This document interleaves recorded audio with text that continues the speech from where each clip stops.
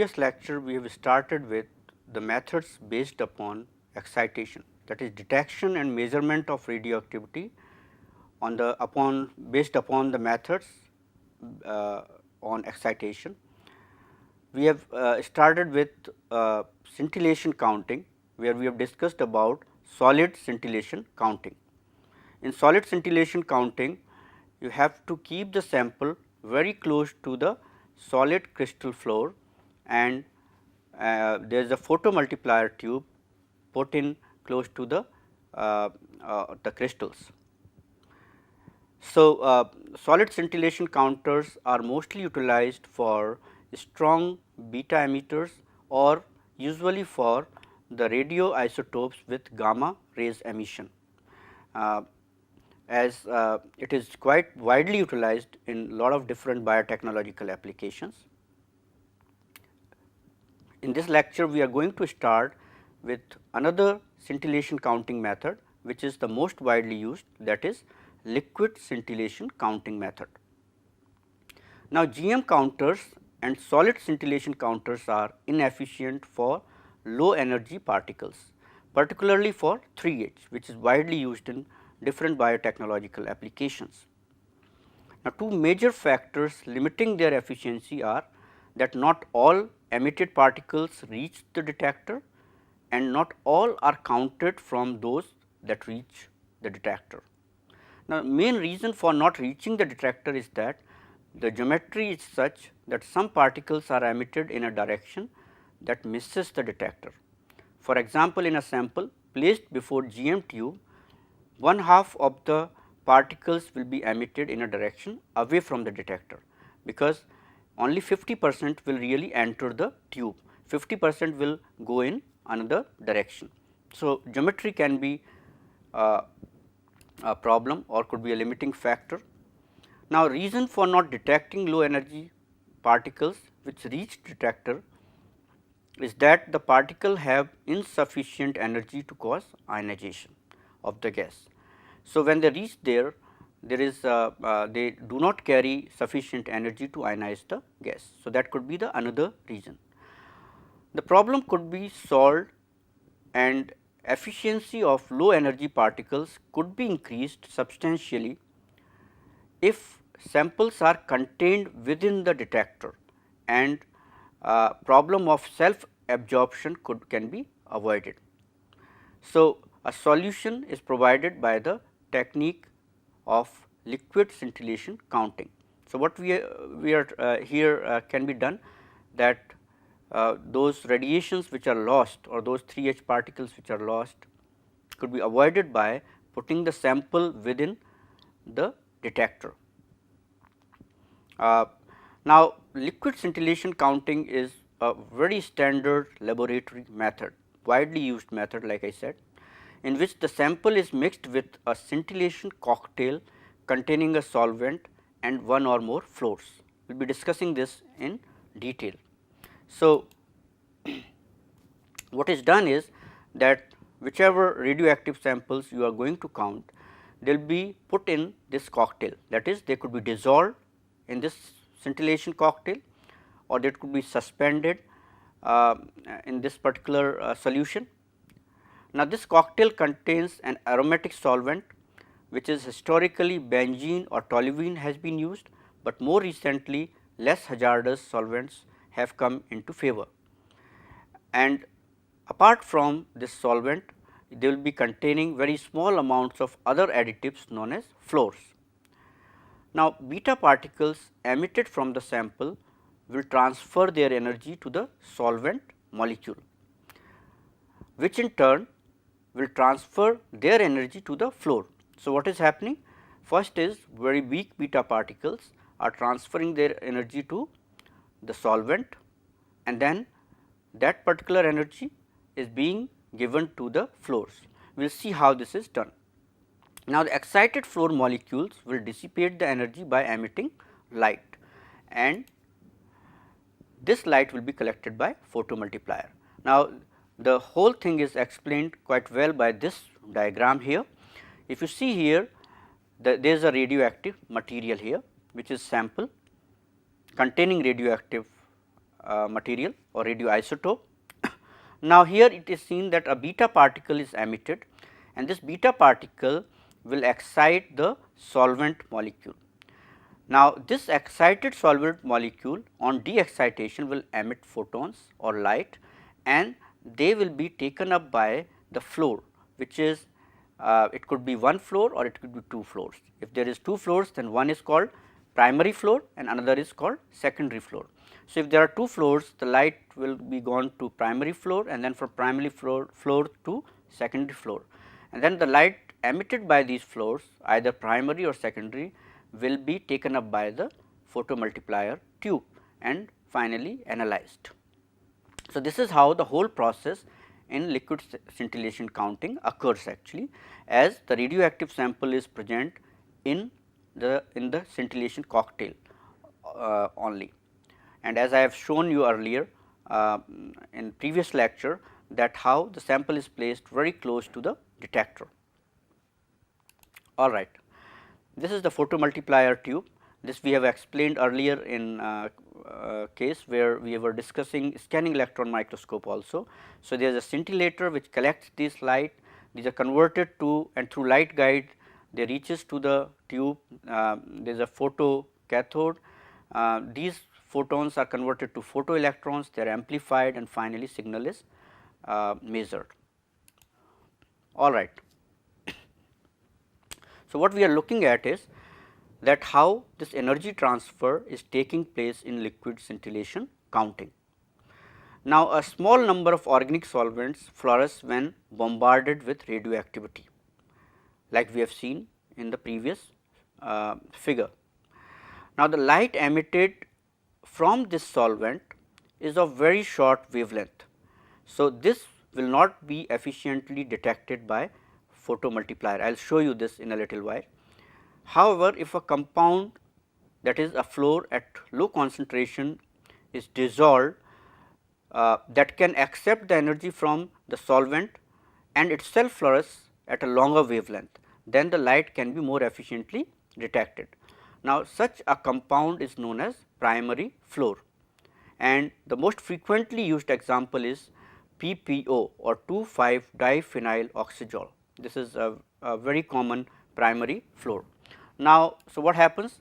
The light has first a solvent is excited, then it emits longer wavelength which is taken up by primary fluor, it is excited, then again it will emit further longer wavelength. Now, it depends on the sensitivity of the photomultiplier tube whether it can accept directly that wavelength or not. Now, if wavelength of the photon emitted by the fluor, that is primary fluor, are not in the region of highest sensitivity of the tube, then the electric pulse will not be generated. So, what you require? You require a secondary fluor in the vicinity that will absorb the photon emitted by primary fluor and then will re-emit them as a fluorescence at a longer wavelength, which could be detected efficiently by photomultiplier. So, little bit let us understand this on your screen, what is this sensitivity we are talking about, and if I could little bit tell you about this. So, what we are talking about is that the whole process of energy transfer has to be detected actually, and like I said, beta emitters which excites the solvents, the wavelength is not long enough to be in the region of photomultiplier tube sensitivity. So, what you have is you have to have that particular emitted radiation in the sensitive region of the tube. So, all right. So, if we say this is the sensitive region of the tube, that is the sensitive region or sensitivity of the tube, that is the sensitivity of tube, that is photomultiplier tube. Now, let us consider the energy transfer. So, what happens? Beta particle which is emitted from say 3H will excite the solvent. All right. So, solvent is excited here, which is could be whichever solvent is present in here, and if we just have to give certain wavelength, say it is at around 250 nanometer. Now, if you can see this particular one is not really in the sensitivity zone of the tube. Now, this solvent will excite the primary fluor, and the primary fluor is excited in here again, and you can see this primary fluor, though it is in somewhat in the region, but it is not it will not be efficiently collected or this wavelength will not be efficiently collected by photomultiplier and electric signal may not be generated. So, this is primary fluor or which we were talking about, that is PPO. Now, so if the light could not be efficiently collected from the primary fluor, then it will not be able to generate and efficient measurements cannot be taken place. So, what you require? You require a second fluor which will be called secondary fluor. So, then there will be a secondary fluor which is, you can see here, this is in very much in the that particular region, that is sensitivity of the tube, and if this is this particular secondary fluor could be one which can efficiently transfer this light or the particular wavelength which is in this region, longer wavelength, that could be taken up or which could be read by the photomultiplier tube. So, this is what we are talking about in terms of the energy transfer, or that is efficient energy transfer right from the 3H radioactive material till the secondary fluor and to photomultiplier tube. All right. So, let us return to our discussion.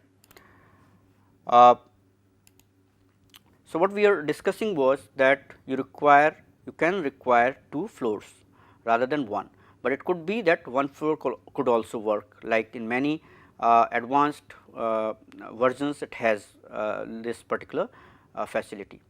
Now, so unfortunately, the light emitted by PPO, like we were talking, is not always detected. So, you have a secondary fluor, and like I said, secondary fluor is POPOP, which is 1,4-di-2,5 phenyl oxazole benzene, and we will call it POPOP. Now, both fluors act here, they are simply acting as wavelength shifters actually, and they do not absorb original energy of the beta particle. So, use of primary fluor is mandatory because secondary fluor cannot absorb the energy directly from the solvent. So, why not use directly secondary fluor which is in the sensitive region of photomultiplier tube, because this will not be able to take up the wavelength which is emitted by the solvent directly. So, therefore, you require a primary fluor also. Now, secondary fluors may be unnecessary with modern advanced scintillation counters, where for example, compounds such as butyl PBD could be utilized and you do not require a secondary fluor. So, essentially what you have is, if we summarize the whole thing, that is the energy transfer process, then it becomes something like shown in here. So, you have radiation in terms of beta particles, say from a very weak radioactive radioactive material, that is radioisotope 3H. Now, this radiation is taken here, there is a solvent, this is taken by the solvent, it is excited. On de-excitation, it will release some light or particular longer wavelength, which will excite primary fluor, which is excited. Again on de-excitation, it will emit certain longer wavelengths, which will excite the secondary fluor, and then on de-excitation again it will emit further longer wavelength, which will be read by the photomultiplier tube. So, that is the whole summary of energy transfer in here. Now, the efficiency of detection of original radioactive decay will depend on many factors, and some of these factors will be, one is the properties of solvent, in that the fraction of the absorbed energy leads to the excitation of solvent molecules. So, properties of solvent would be very important, and then the part of the excitation energy is transferred to the primary fluor rather than being dissipated as heat. So, one very important part is what are the properties of solvent, that in that it can be excited suitably, efficiently, and also then it can transfer the energy to the primary floor without being wasting that particular energy being wasted as heat. Second is the number of photons produced by primary and secondary floors, like how efficiently that energy transfer takes place. Then efficiency of the photomultiplier tube to gather photons, that is also very important, and that will depend on design or geometry of the tube. So, the design of the photomultiplier tube is also important. Then signal to noise ratio of the photomultiplier is another important factor. Finally, efficiency to convert the charge of photomultiplier into the electric pulse will also determine the efficiency of detection. So, these are some factors which will be determining the efficiency of detection of original radioactive event. Now, scintillation counters have lot of advantages over GM counters, which we have discussed earlier. Now, those advantages, if we count over gas ionization, one is much higher count rates are possible in scintillation counting as compared to GM counting, because of the rapidity of fluorescence decay, which is almost in the order of 10 raised to power minus 9 seconds. And when you compare it to the dead time in the GM tube, which is 10 raised to power minus 4 seconds. So, the rapidity of or much higher count rates are possible because of the rapidity of fluorescence decay. Then much higher counting efficiencies are achieved, particularly for low energy beta emitters. Now, the best efficiency for 3H would be 5% with GM counters, and compare it with the scintillation counters like liquid scintillation counters, it is about or more than 50% efficiency could be achieved routinely. So, you can compare that it is much efficient than the GM counter. Then ability to accommodate samples of any type, like including liquids, solids, suspensions and gels, that is another important part of liquid scintillation counting.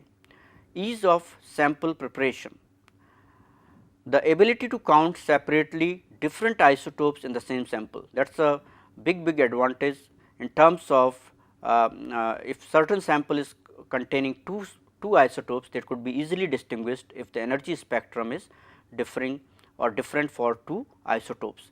So, that could not be done in GM counters. Then scintillation counters are highly automated now and are very good for quantitative and qualitative estimations. So, there are a lot of advantages of the scintillation counting, particularly liquid scintillation counting, but there are a lot of disadvantages also. Now, for scintillation counting, most of the inherent disadvantages have been overcome by improvement in instrument design, but some of the disadvantages, which includes one is cost per sample of scintillation counting, that is very high, but like I said, this factor could be overlooked as it provides versatility, sensitivity, accuracy and ease for most applications. So, it could be overlooked, the cost of the operation could be overlooked because of lot of different advantages in here. Now, there are other important disadvantages. One is photomultiplier noise, actually that is at very high voltage applied to the photomultiplier, the electronic events occur in the system and these are independent of radioactivity, but they will contribute to a high background count referred to as photomultiplier noise. So, that is photomultiplier noise is one problem. Now, this photomultiplier noise could be partially reduced by cooling the photomultiplier. Apart from cooling, which may not be enough for reducing the noise, there could be, you can put in a pulse height analyzer. Now, pulse height analyzer is set to reject most of the noise pulse which are of low energy, that is a threshold or gate setting is done. Now, this disadvantage could be that low energy pulse resulting from low energy radioactivity like 3H could be discarded. So, what is done is there is another method is used which is called coincidence counting. what is done here is two PMT tubes or two photomultiplier tubes are set in coincidence such that only when a pulse is generated in both tubes at the same time it is allowed to pass to scalar, and this will certainly reduce the noise to a very low level. Now, a coincidence circuit is set to discriminate between noise and pulse caused by beta particles. Only in the later case will light strike both detectors simultaneously, and the coincidence gate will allow or announce that a beta decay has occurred. So, if it is a noise, then possibility is that it will not hit both tubes. Now, the chance of noise pulses reaching both photomultiplier tubes simultaneously is very rare or very small. If the coincidence circuit detects a pulse from PMT or photomultiplier tube and not from the other within 40 nanoseconds, the analyzer will disregard the pulse. So, this coincidence circuit ensures that the background, that is liquid scintillation counting background, is kept at as low as possible here. This figure shows how two photomultiplier tubes have been put in here. You can see there is one photomultiplier tube here, another here, and the sample is in between. So, when signal reaches to both, then only it will be counted, otherwise it will not be counted. So, that is the one method to reduce the photomultiplier noise. Now, there are other disadvantages also. One of the greatest disadvantages of scintillation counting is quenching. Now, this occurs when the energy transfer process suffers interference. So, quenching refers to any process which decreases the fluorescence intensity of a given substance. So, in essence it is interfering with the quenching, the phenomenon of quenching interfering with the energy transfer actually, and it will certainly lower the counts. Now, quenching can be of different kinds, and these kinds could be, one is optical quenching. Now, optical quenching occurs when dirty scintillation vials are used. What will happen? If these are dirty scintillation vials are used, they will absorb some of the light being emitted before it reaches the photomultiplier. So, what has to be done? That one needs to use clean vial, and they should be handled carefully to avoid any grease or dirt on the vial surface. So, optical quenching is one problem. Then there could be others like color quenching. The color quenching occurs if the sample is colored and results in light emitted being absorbed. So, if color is absorbing the emitted light, then again that is a problem with the scintillation counting. And so, what has to be done is that if in some way if color could be reduced or certain like relative counting could be done, it could be then taken care of. So, color quenching is another problem. Now, third quenching problem could be chemical quenching.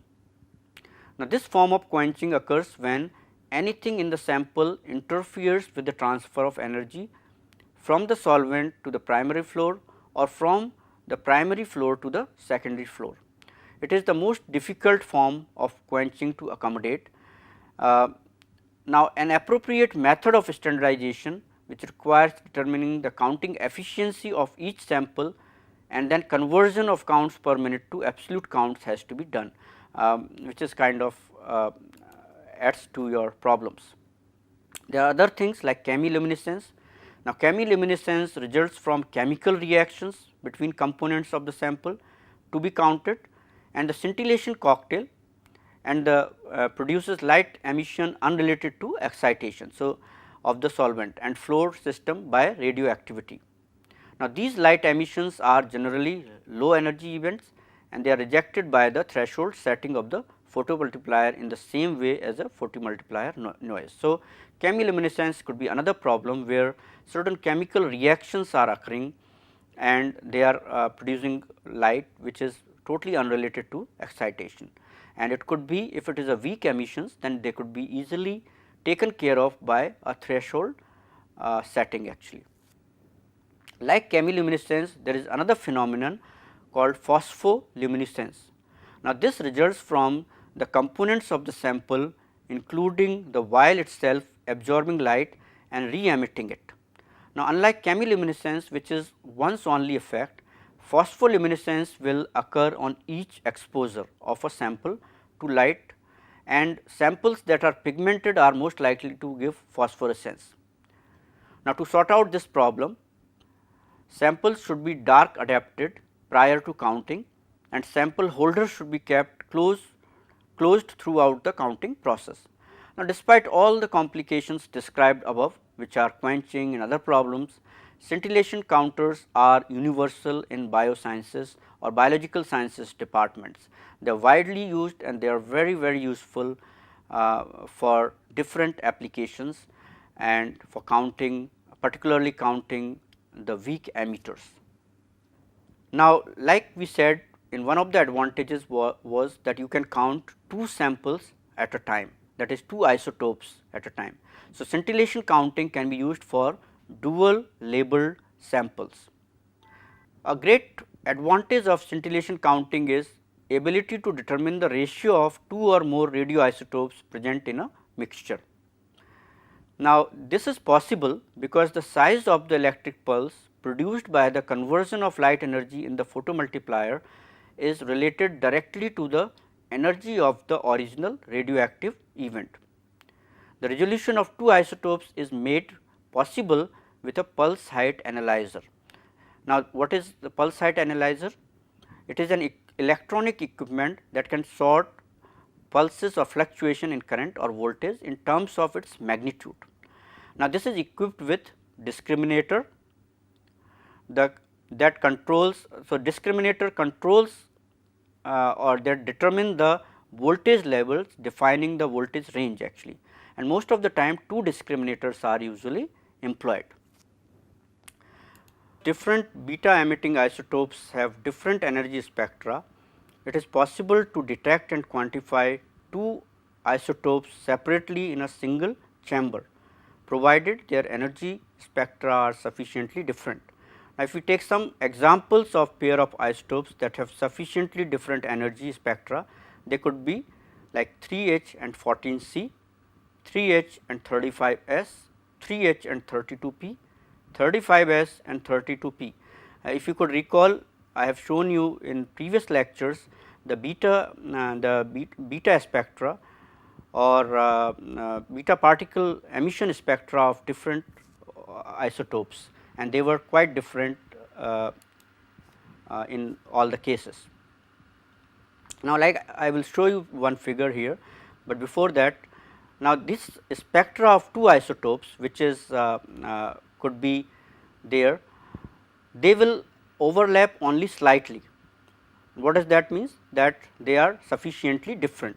Now, by setting a pulse height analyzer to reject all pulses of an energy below certain threshold, like say threshold x, and reject all pulses of energy above certain threshold, say y or window y, you will be able to set a particular threshold value, and also you will have for another isotope, you will have a threshold of another threshold, say threshold A, and another window, say window B.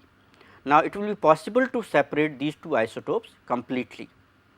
So, what a pulse height analyzer set with a threshold and window for a particular isotope, this is known as channel actually. So, what you have done, because you would like to detect and quantify 2 of the isotopes, you have certain threshold values with a pulse height analyzer set with threshold values for 2 isotopes, and this particular thing is called channel.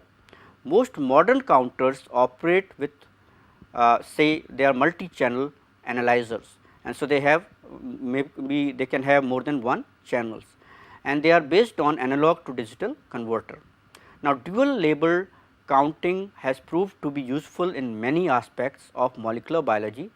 Example, say it would be nucleic acid hybridization studies or mechanism of ribosomal subunits, protein synthesis, or transcription, metabolism, or drug analysis or development.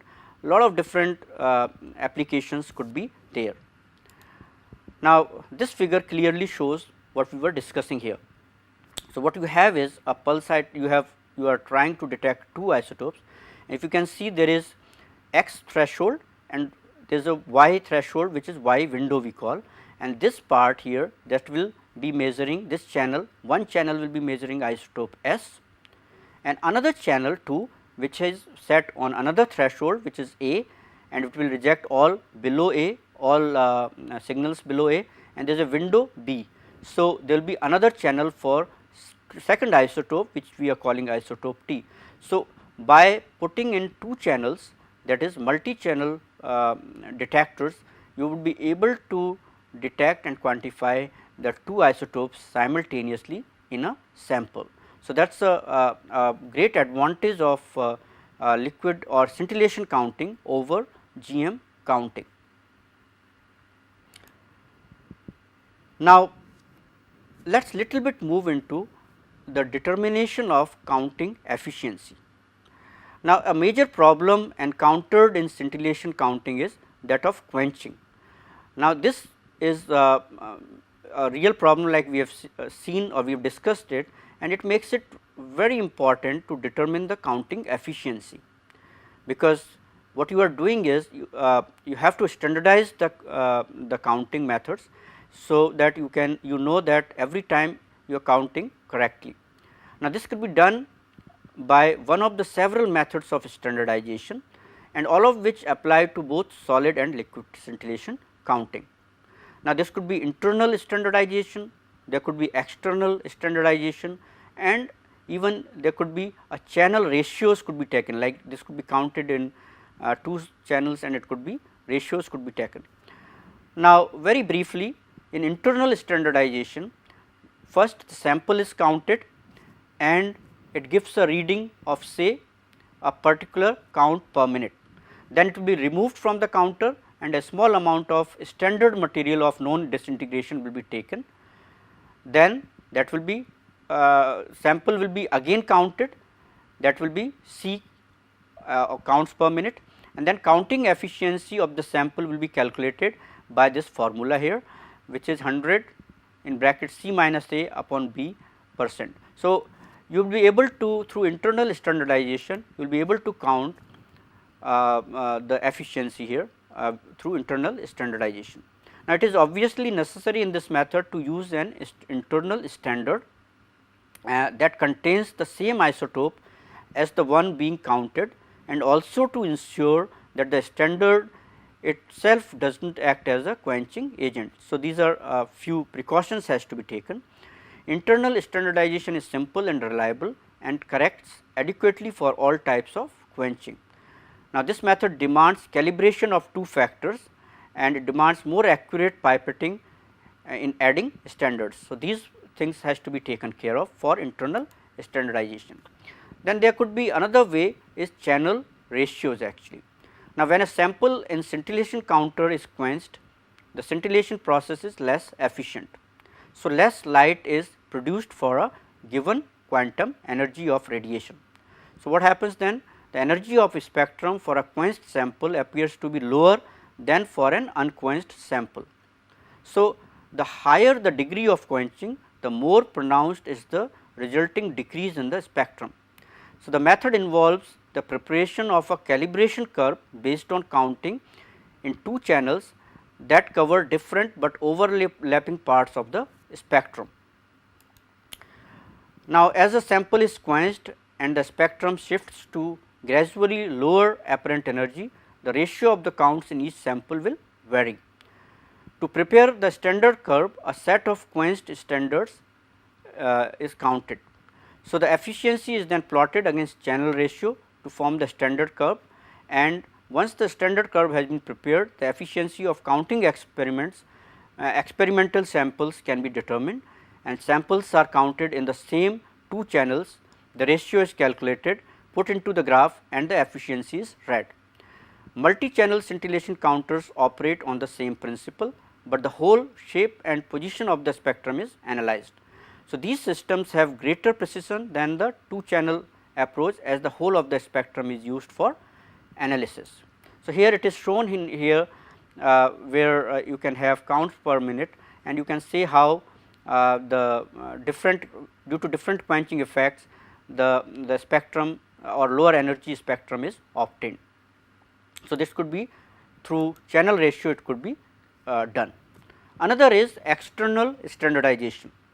Now, in external standardization, instruments will have a gamma emitting external standard built into the counter. Now, under the control of the counter, each sample to be counted is exposed to the external source, which is automatically shifted from a lead shield to the counting chamber. Now, the gamma radiation penetrates the vial and excites the scintillation fluid.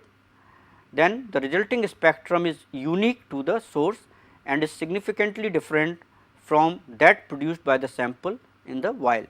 So, the gamma source used varies according to the make of instruments. Now, the quenching agents present in the scintillation fluid will significantly affect the spectrum obtained. The instrument analyzes this spectrum and assigns a quench parameter to it. As for the channel ratio method, a standard curve is required, that is, range of quenched standard is counted, and then the external standard spectrum is analyzed in each case. Now, the resulting data are used to prepare a standard curve that is held in the instrument's computer, and unknown samples are then counted in the same way, and the efficiency is read from the standard curve and the sample counts corrected. Now, if you see the advantages and disadvantages, main advantage over channel ratio method being that it is suited to samples with low count rates. Now, disadvantage could be a standard curve is required for each set of circumstances, and user can be killed into a false sense of security. The system is so highly automated that it is easy to lose sight of the basic principle, and the method is not always appropriate. So, these are different methods which are used for standardization, that is internal standardization, external standardization and channel ratios. Now, so in this lecture what we have discussed here is the liquid scintillation counting.